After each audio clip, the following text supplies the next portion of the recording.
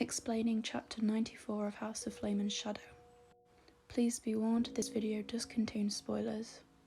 I have noticed a lot of videos going around on TikTok about this particular chapter and what it means, but I kind of wanted to go into detail and explain it a bit more.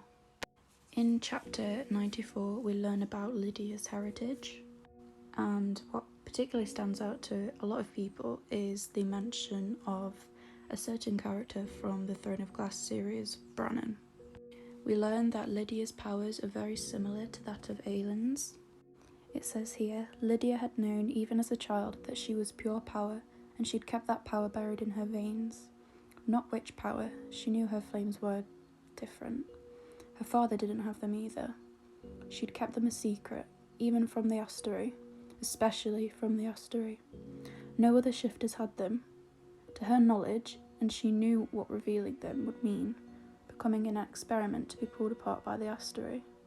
And then a little further down it says that she had run into Danica and she wanted to know if Lydia had any strange gifts, fae-like elemental gifts. Danica then explains that the shifters were a fae from another world, blessed with a fae form and a humanoid one, gifted with elemental powers. It confirmed what Lydia had long guessed, why she had named Brannon after the oldest legends from her family's bloodline, of a fae king from another world, fire in his veins, who had created stags with the power of flame to be his sacred guards. If you haven't read the Throne of Glass series, then you won't know who Brannon is, but I will explain that. Brannon Galathinius was a fae king and founder of Tarasun, ancestor to Aylin and Dorian.